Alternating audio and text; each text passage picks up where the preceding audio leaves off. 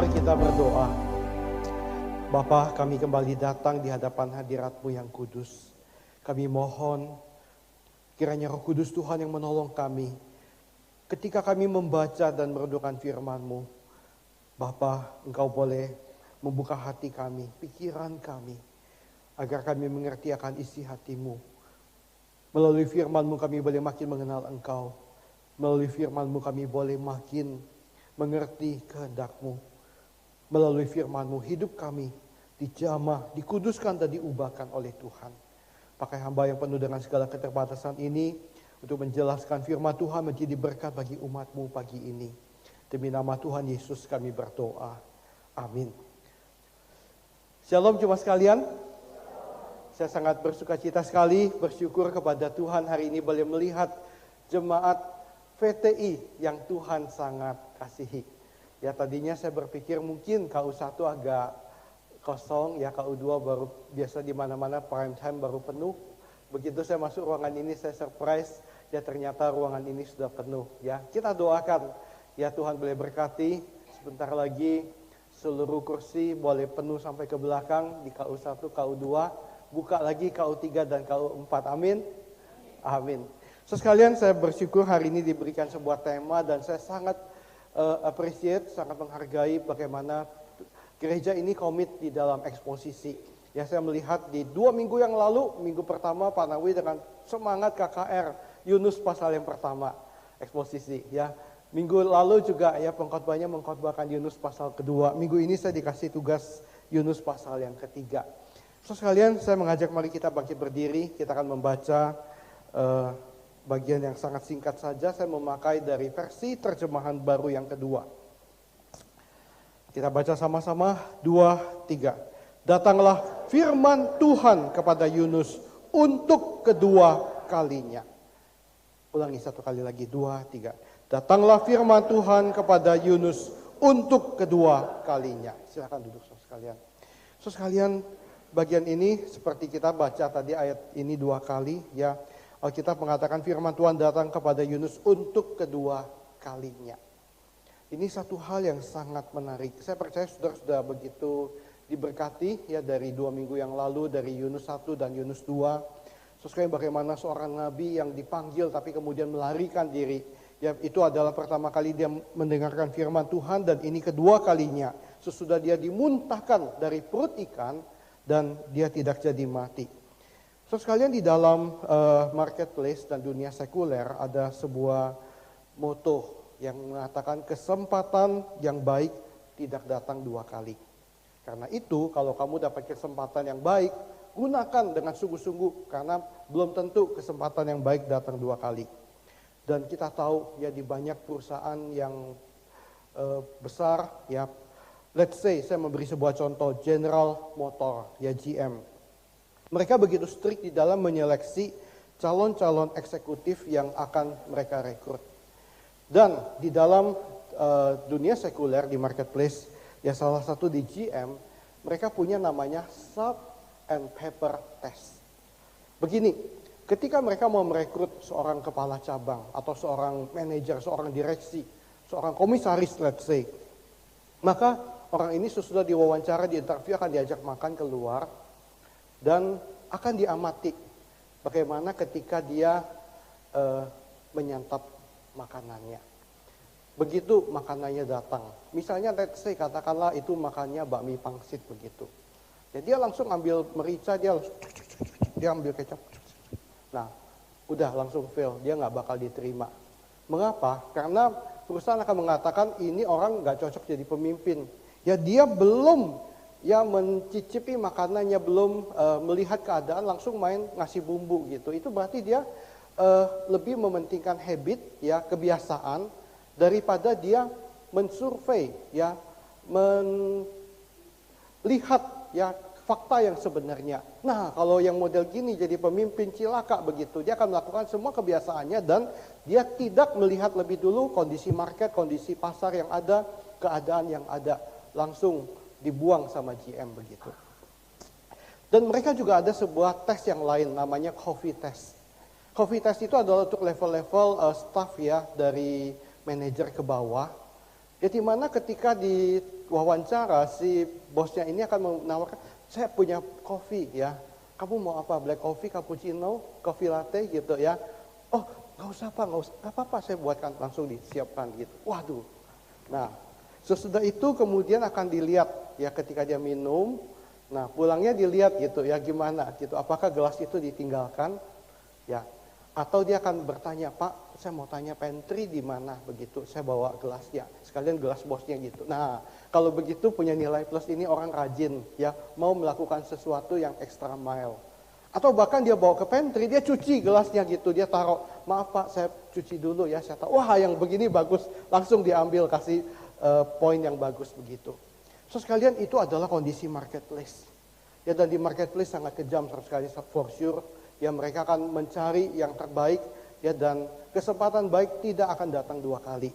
Betul, tetapi kita bersyukur di Alkitab tidak seperti itu. Ya ini tadi ya salt and pepper test, ini coffee test. Kita bersyukur Tuhan kita adalah the God of second chance.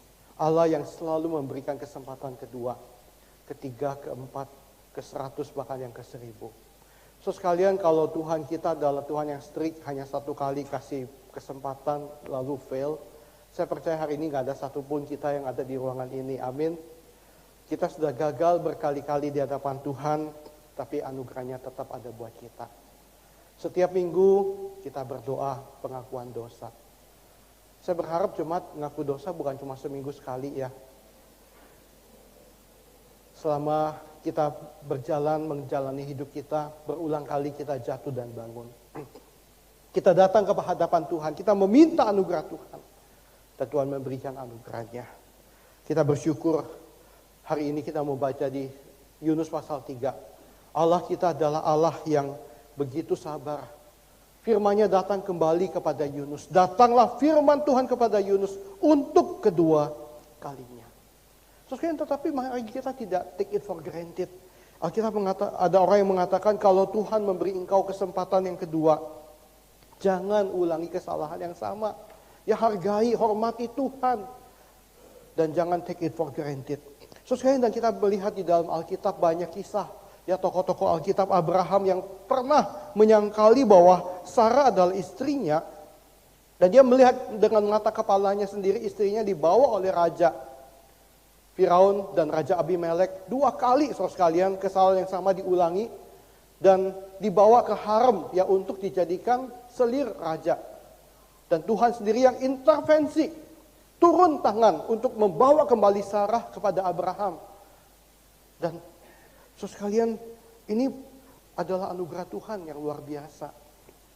Musa membunuh seseorang dan berusaha menutupi dosanya dengan menguburkan mayat orang itu di dalam pasir. Tapi kemudian ketahuan, tapi Tuhan masih memakai Musa untuk membawa umatnya keluar dari tanah penjajahan. Daud melakukan perzinahan dan membunuh Uria dengan trik yang sangat licik. Tetapi Tuhan masih memberikan belas kasihan dan anugerah kepada Daud dan mengampuni dia. Petrus pernah menyangkal Tuhan Yesus dan melalui tuduhan dari musuh ya yang 3 kali dia menyangkal Tuhan, tapi Tuhan memberikan anugerah kepada Petrus. Yohanes Markus yang meninggalkan Paulus dan Barnabas terdampar ketika ia berlari pulang ke Yerusalem. Tapi Tuhan memakai anak muda ini untuk menulis Injil Markus. Dan hari ini kita bersyukur ada seorang yang bernama Yohanes Markus yang hidupnya dipulihkan oleh Tuhan. Sekalian kalau di dalam semua kasus ini, Tuhan perhitungan cilaka mereka dan cilakalah kita. Tetapi di dalam setiap kasus ini Allah memakai orang-orang ini. Setelah mereka melewati sebuah masa melakukan kesalahan, mereka dipulihkan dan mereka dipakai kembali oleh Tuhan. Mengapa? Karena kita tahu ya orang yang mendapatkan kesempatan yang kedua adalah orang yang mengalami ya keajaiban kasih karunia Allah. Dan memberi seseorang kesempatan yang kedua, itu adalah hobinya Allah kita. Wow, wonderful. Sekalian dan kita bersyukur untuk itu. Alkitab mengatakan di dalam 1 Korintus 1 ayat 27, saya mengajak mari kita bangkit berdiri bersama-sama untuk membaca ayat ini. 1 Korintus pasal yang pertama ayat 27, 2, 3. Tetapi apa yang bodoh bagi dunia dipilih Allah untuk memalukan orang-orang yang berhikmat. Dan apa yang lemah bagi dunia dipilih Allah untuk memalukan apa yang kuat. Silakan duduk cuma sekalian. Kita bersyukur Tuhan kita adalah Tuhan yang hobi memakai kesempatan yang kedua. Tuhan yang hobi memakai yang lemah, yang bodoh bagi dunia. Dan dia mengangkat orang-orang yang seperti ini. Ada sebuah kisah saudara sekalian, di sebuah kota kecil ada 2 tempat latihan basket. Ya. Dan di kota itu ada 2 pelatih basket yang sangat terkenal. Sebuah tempat latihan yang pertama adalah tempat yang begitu elit. Ya, pelatihnya sangat perfeksionis dan dia punya sebuah moto. Saya hanya mau melatih bibit-bibit unggul atlet basket yang terbaik. Yang tidak rajin, yang kurang baik, saya nggak mau latih. Pergi silakan belajar di tempat lain. Dan dia begitu strict, begitu parah. Calon pemain basket masuk ke tempat dia mengatakan hal ini. Dan dia mengatakan setiap pertandingan kalian harus perform dengan sangat baik. Ya, dan setiap kali ketika pertandingan ada yang fail, dia keluarkan, fail, dikeluarkan. Dia hanya punya sebuah dream team yang sangat kecil. Wah, orang bilang ini hebat. Wah, semua anak-anak muda bermimpi, ya berbondong-bondong, rebutan ingin masuk dilatih sama pelatih yang terkenal ini. Ada satu pelatih lain yang juga tidak kalah hebat, tetapi dia adalah pelatih yang sangat gracious. Tempat latihannya adalah terima hasil buangan dari tempat yang pertama. Anak-anak yang gagal, ya ketika main misalnya keselimpet, gagal, ya yang harusnya tembak bola, nggak masuk. Dan kemudian sesudah beberapa kali dikeluarkan, dia terima di situ. Dan dia mengatakan, it's okay. Ya, kita adalah manusia yang belajar dari kesalahan. Saya mau ketika engkau membuat kesalahan, engkau belajar dari situ dan engkau memperbaiki. Mari kita membangun kembali, kita latihan kembali, kita belajar kembali. So sekalian, dan kemudian satu hari ada sebuah turnamen basket dan kedua ya tim basket ini tiba-tiba ketemu di babak final gitu. Karena ini juga hebat, yang ini jelas ya dream team gitu ya. Wah, mereka ketemu di babak final. So sekalian, wah semua deg-degan siapa yang menang. Ternyata tim yang kedua yang menang. Mengapa? Karena tim pertama walaupun anaknya pintar-pintar, ya pemain yang sangat ulung, yang kalau bidik itu selalu tepat, yang kalau ngerebut bola selalu bisa dapat, hampir selalu dapat. Tapi mereka sangat egois. Setiap anggotanya merasa aku adalah pemain yang terbaik, aku adalah calon bintang basketball. Ya, yang nanti sekelas Michael Jordan gitu. Ya, dan semua melihat teman-teman yang lain sebagai saingan dan tidak punya sebuah teamwork yang kuat. Tetapi di dalam kelompok yang kedua ini, karena mereka adalah orang-orang yang pernah gagal, mereka gracious. Mereka belajar bahwa kita nggak bisa ya menjadi orang yang tim yang hebat kalau semua masing-masing mau menjadi orang yang paling hebat. Kita harus punya sebuah tim yang kuat. Kita bermain sebagai tim, bukan sebagai bintang basketball di lapangan.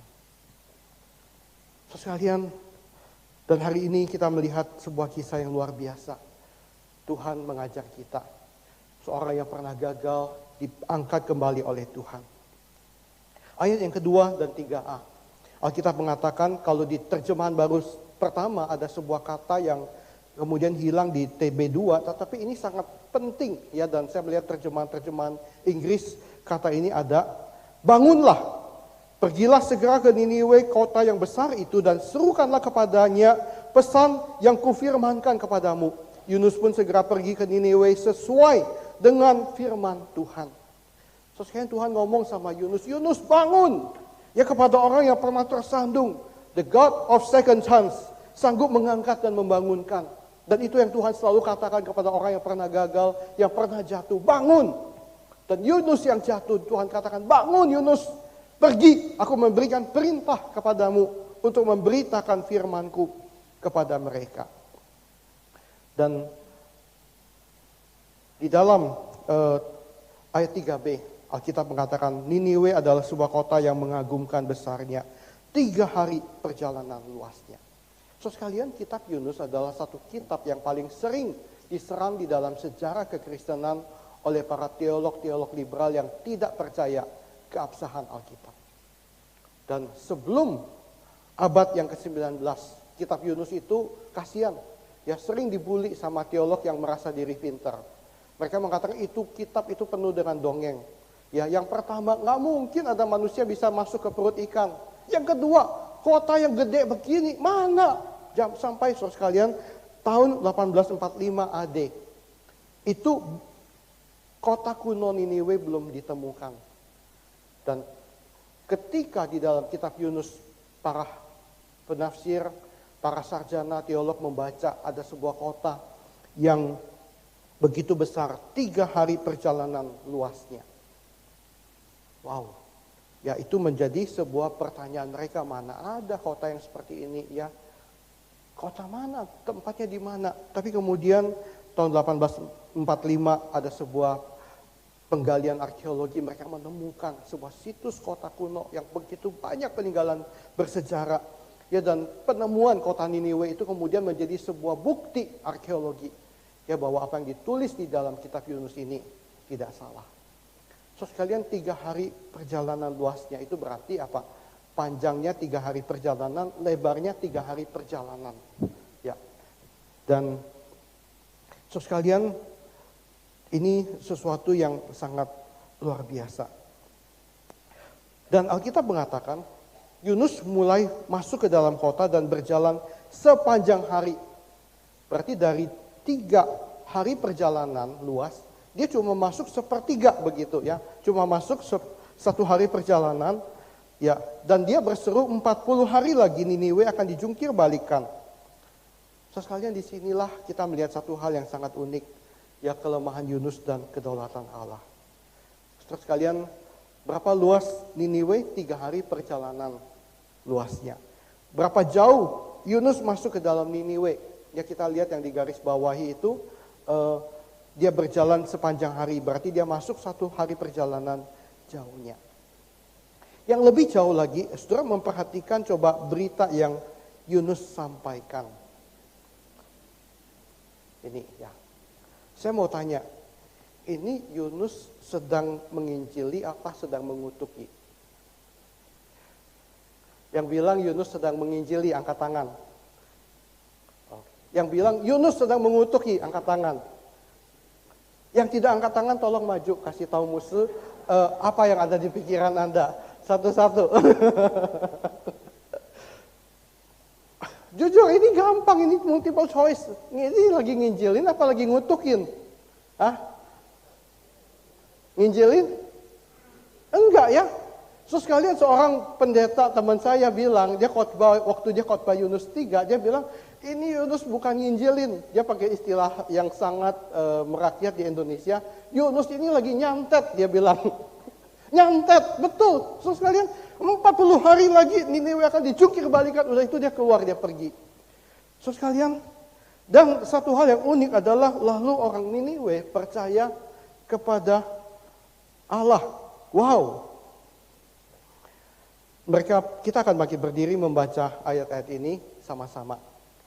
Baca silih berganti, saya akan baca ayat 5, saudara 6, nanti 7 sampai 9. Lalu orang Niniwe percaya kepada Allah, mereka mengumumkan puasa dan semuanya baik orang dewasa maupun anak-anak mengenakan kain kabung. Silakan.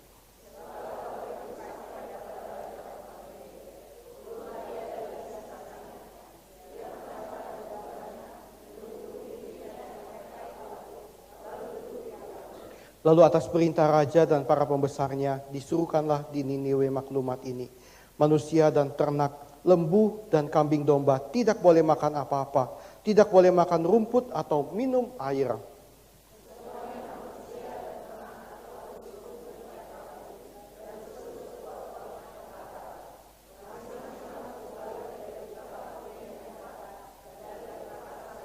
Ayat 9 kita baca sama-sama. Siapa tahu Allah akan berbalik dan menyesal, serta berpaling dari murkanya yang bernyala-nyala, sehingga kita tidak binasa. Silakan duduk saudara sekalian.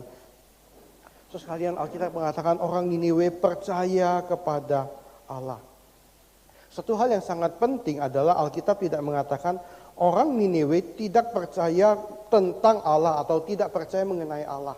Atau orang Niniwe menerima doktrin Allah yang Yunus seminarkan dan ajarkan kepada mereka.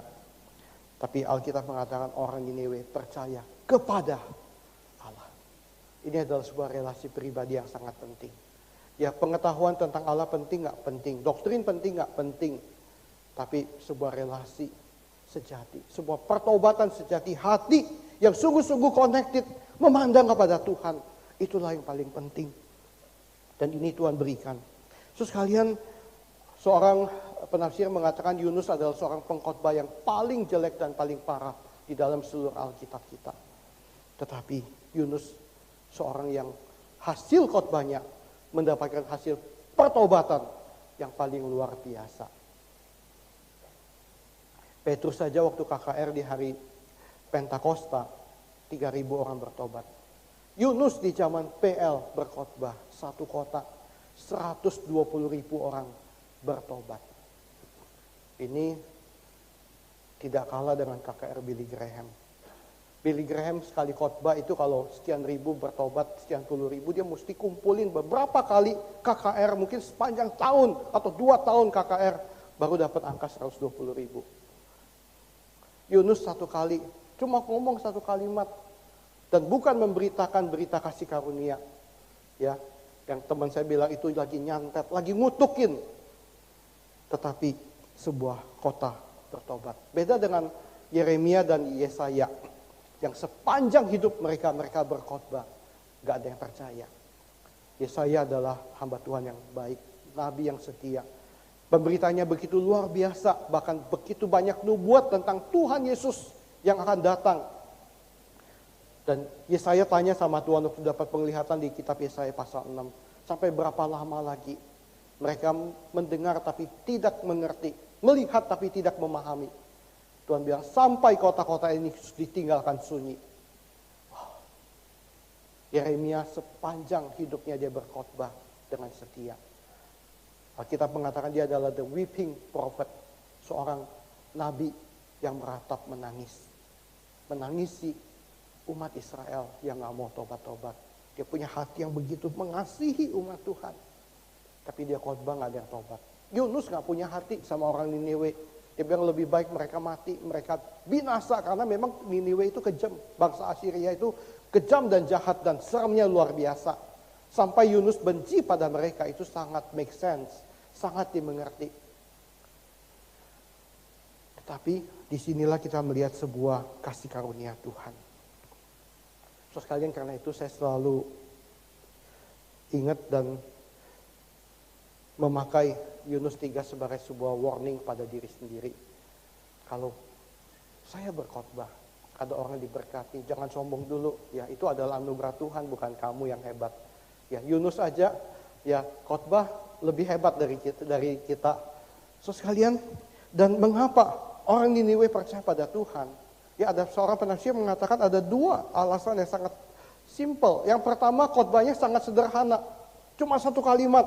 40 hari lagi kota ini akan ditunggang balikan, dijungkir balikan oleh Tuhan. Udah selesai. Simple. Ya, orang tidak perlu mikir-mikir, ya tidak perlu cari di Google. Zaman itu nggak ada Google ya. Apa maksud khotbahnya begitu ya. So sekalian, simple ya, dan sederhana tetapi begitu powerful. Yang kedua, Yunus berkhotbah dengan sebuah kondisi yang sangat real dan sangat nyata. Apa itu? So sekalian, di dalam sejarah ada satu buku yang mengatakan pernah ada case lain ya, manusia yang masuk ke dalam perut ikan dan keluar walaupun tidak 3 hari 3 malam. Dan so sekalian, ikan itu di dalam perutnya itu, jangan berpikir saudara seperti nonton film kartun ya, di dalam perutnya itu seperti danau begitu. Saudara bisa nyemplung, nyelam, berenang-berenang begitu ya.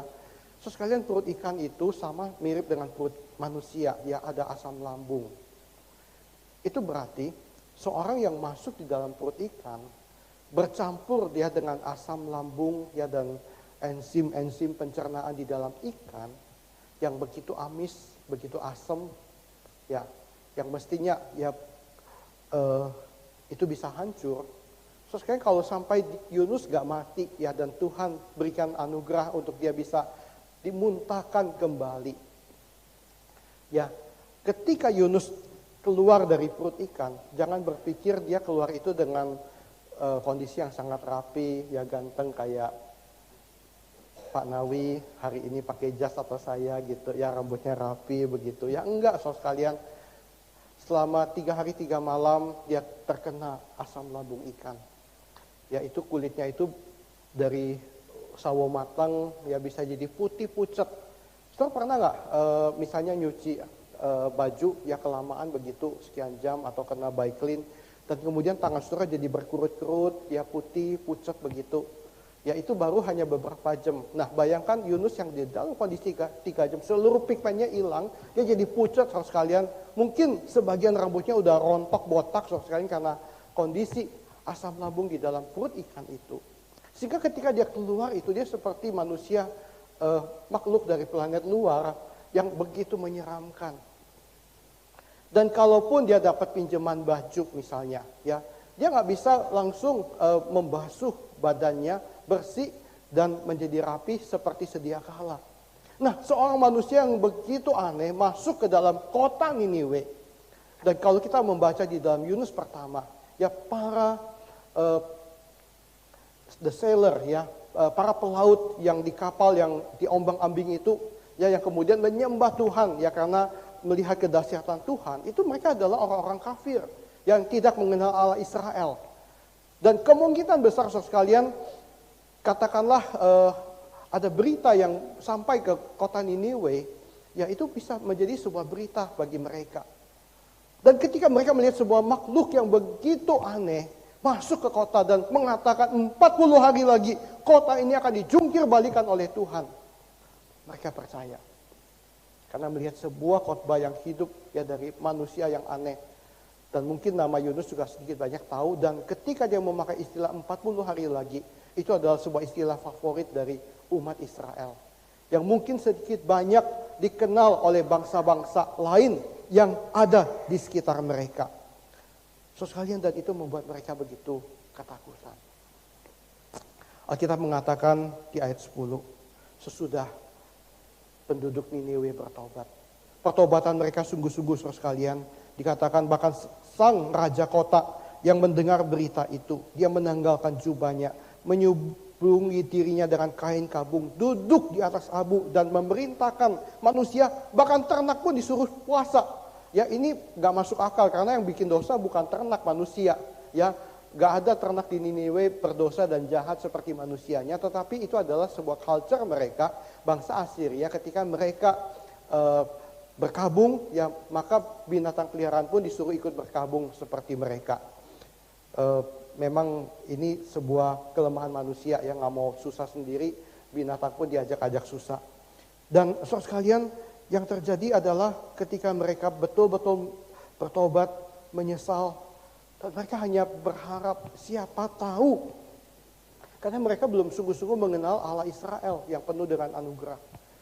Kalau mereka menyembah dewa-dewa mereka, ya mereka harus memberikan sesajen persembahan ya yang banyak, dan dengan harapan siapa tahu mudah-mudahan insya Allah ya dewanya berkenan.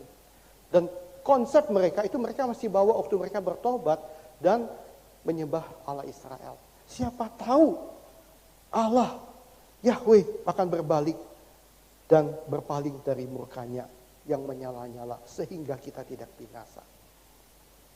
Ayat 10 Alkitab mengatakan, ketika Allah melihat apa yang mereka lakukan, bagaimana mereka berbalik dari tingkah lakunya yang jahat, menyesallah Allah atas malapetaka yang akan dibuatnya terhadap mereka, seperti yang telah disampaikannya, ia pun tidak jadi melakukannya. Soalnya di sini ada sebuah hal yang saya mau jelaskan. Kata menyesallah Allah muncul ya baik di kitab Kejadian, kitab Yunus dan beberapa bagian Alkitab yang lain. Apakah ya Allah kita bisa menyesal? Ya di bagian yang lain dikatakan Allah tidak pernah menyesal dan Allah adalah Allah yang tidak berubah. So sekalian, saya ingin menjelaskan sedikit saja ya bahwa di dalam bahasa asli kata menyesal itu adalah nakham. Nakham itu juga bisa diterjemahkan sigh. Sigh itu menarik nafas panjang, ya, breathe strongly, atau have pity, ya, berbelas kasihan, have compassion. Ya, kata nakam ini punya sebuah spektrum terjemahan yang sangat luas sekali. Sehingga saudara sekalian, kita tidak bisa langsung jump to conclusion, Tuhan itu nyesel, ya, Tuhan itu bisa berbalik. Tuhan, aduh cilaka ini, udah deh rubah-rubah, ya, nggak seperti kita saudara sekalian. Ya, dan saya lebih ingin kita melihat makna dari kata asli ini, nakam ini, ya, di dalam spektrum yang lebih luas. Ya, Tuhan berbelas kasihan. Dan kita tahu kalau di dalam pemahaman kedaulatan Allah, ya, Allah yang berdaulat, dia pun sudah tahu, ya, bahwa Niniwe akan bertobat, dan dia sudah tahu apapun yang Yunus akan lakukan, dan dia merancang semuanya di dalam kesempurnaan. Tapi mari saudara sekalian, di dalam pasal ini kita melihat apa yang boleh menjadi panggilan buat kita. Saudara sekalian, panggilan kita pun di dalam dunia misi adalah untuk memberitakan Injil Kristus. Di dalam zaman perjanjian lama, Tuhan memakai Israel, ya, untuk menjadi sebuah kesaksian supaya semua bangsa yang lain diberkati, ya, seperti janjinya kepada Abraham dan keturunannya. Tapi Israel nggak mau menghidupi panggilan itu. Ya, mereka mengatakan kita adalah bangsa pilihan Tuhan, yang lain bahan bakar neraka, udah biarin aja. Soalnya mereka begitu berfokus hanya kepada bangsa mereka sendiri, dan mereka tidak membagikan kasih karunia Allah kepada bangsa lain. So sekalian, sebenarnya ketika saya dapat tema, ya, saya begitu bersyukur eksposisinya Yunus 3, tapi begitu mendapat tema ketaatan kepada Allah, saya bilang, waktu saya mempersiapkan, saya bergumul saudara sekalian, Yunus bukan tipe yang sangat taat. Walaupun dia taat, dia masih di dalam kelemahannya. Seperti kita saudara sekalian, jangan menghakimi Yunus dulu, ya. Saudara sekalian, dia bergumul untuk mentaati dan dia tidak taat dengan sangat baik. Tapi mari saudara sekalian, untuk menutup khotbah ini, saya mengajak kita melihat sebuah ayat di dalam Kisah Para Rasul, ketika para rasul diancam untuk tidak boleh lagi menceritakan tentang Yesus yang bangkit kepada orang Israel. Ya, itu dilakukan oleh para mahkamah agama dan orang Saduki kepada mereka. Dan mereka mengatakan begini, sebab tidak mungkin bagi kami untuk tidak berbicara tentang apa yang telah kami lihat dan dengar. Cuma sekalian, saya percaya kalau engkau mengalami perjumpaan dengan sejati dengan Tuhan, apa yang kau lihat, apa yang kau dengar, apa yang kau alami dari Tuhan, itu akan menjadi sebuah kesaksian yang sangat powerful untuk kita nggak bisa ceritakan. Hari ini kalau kita dapat tempat makan yang enak, murah meriah, porsinya besar, banyak, tempatnya wonderful, saudara cerita nggak sama teman-teman? Cerita langsung di WA group, ya. Teman-teman, ya, komisi Kaleb, teman-teman komisi wanita, teman-teman komisi pemuda, gua dapat tempat, waduh keren banget ini gitu, ya. Makanannya hauca sencingping, harganya murah meriah gitu, ya. Tempatnya Instagramable gitu, setelah foto-foto, ya, udah foto makanan, foto selfie, ya, kemudian kirim ke grup. Setelah begitu exciting untuk menyaksikan, bahkan hanya tempat makanan yang enak. Betul? Amin atau amin? Ya. So sekalian, dan ketika kita menemukan misalnya ada mall yang baru, waduh kita begitu senang, kita foto, ya, masuk Instagram, masuk Facebook, ya, bahkan mungkin bikin video TikTok, waduh gua udah ke mall yang baru, begitu. Kita begitu exciting membagikan sesuatu yang menyenangkan.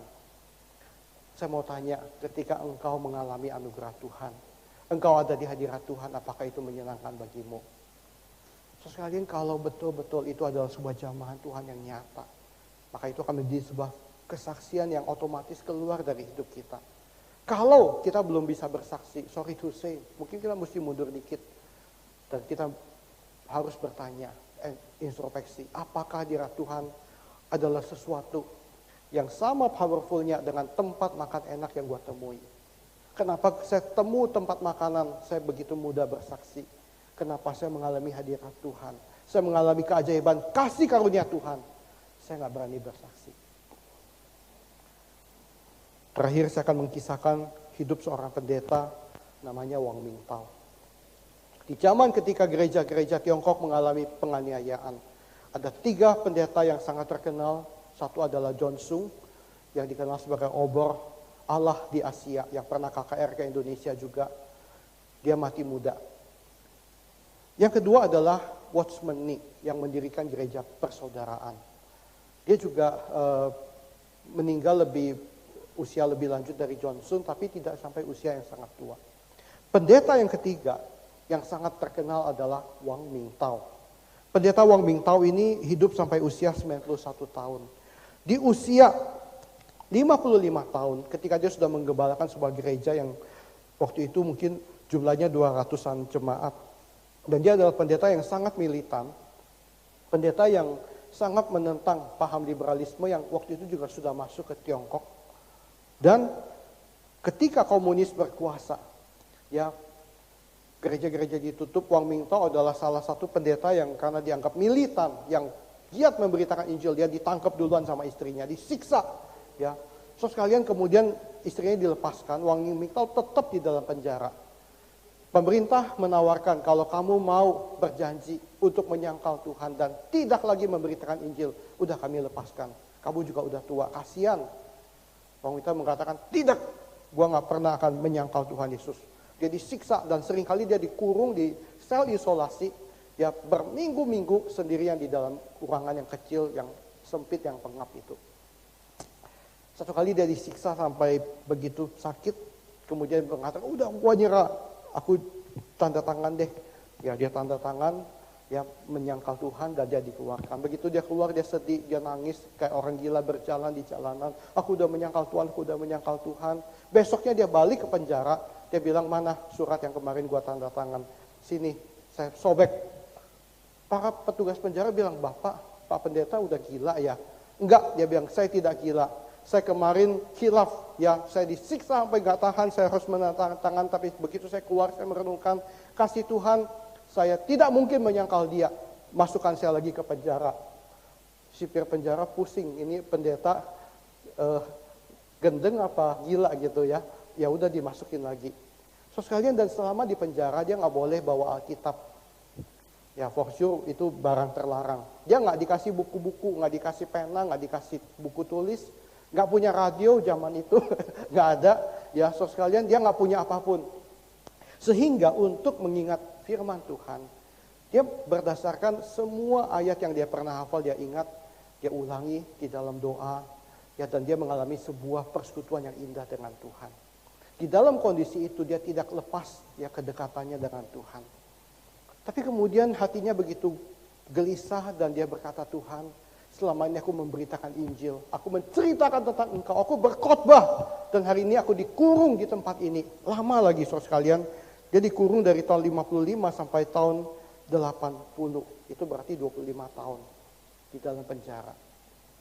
Satu hari saudara sekalian, mengapa saya kasih foto ini?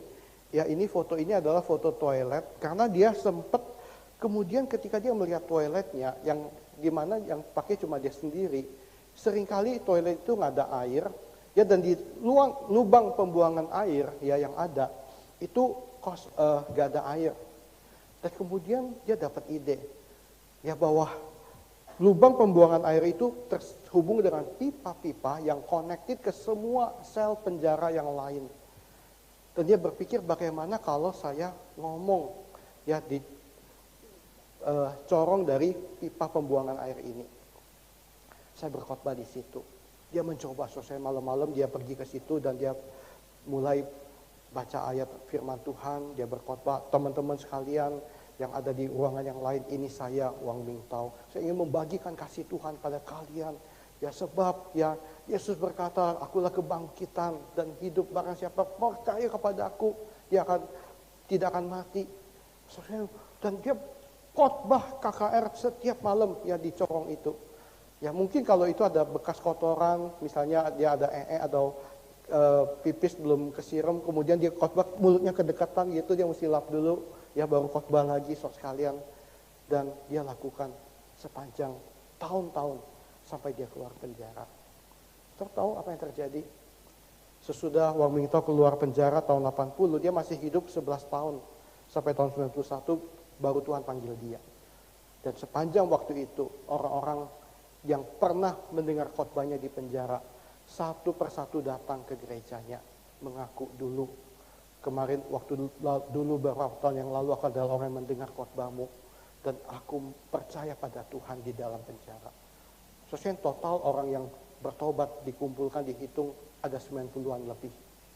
Dia tetap berbuah sekalipun di dalam penjara. Cuma sekalian yang Tuhan kasihi, saya percaya hari ini kondisi kita nggak ada satupun yang lebih susah dari Wang Mingtao yang hidup di penjara komunis zaman dulu. Amin. Kita ada di sebuah kondisi yang bebas, kita punya rumah, kita punya fasilitas, kita punya kesehatan, kita punya komunitas, kita punya teman-teman yang anytime kita bisa dengan mudah bercerita kepada mereka. Saya berharap marilah kita boleh mentaati Tuhan. Dan seperti para rasul kita boleh mengatakan, kita baca sama-sama sebagai doa kita. 2, 3. Sebab tidak mungkin bagi kami untuk tidak berbicara tentang apa yang telah kami lihat dan dengar. Mari kita berdoa. Bapa, kami bersyukur untuk Yunus pasal 3. Engkau boleh memakai hidup Nabi Yunus menjadi sebuah contoh, menjadi sebuah teguran dan peringatan kepada setiap kami. Bapa, pada pagi ini kami mohon anugerah dan belas kasihan-Mu. Kiranya Tuhan, kami tidak take it for granted anugerah dan kebaikan-Mu yang sudah Engkau nyatakan. Anugerah penebusan dan karya keselamatan Tuhan Yesus di kayu salib yang telah kami alami. Tuhan, biarlah kami boleh beritakan itu dalam hidup kami.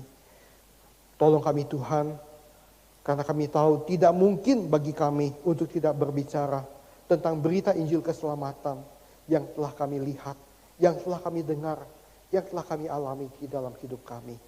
Bapa, berkati jemaat GKI VTI menjadi jemaat yang mulia dan misioner, dan kesaksian tentang keajaiban kasih karunia Tuhan boleh kami saksikan kepada lingkungan sekitar kami. Demi nama Tuhan Yesus kami berdoa. Amin. Tuhan memberkati.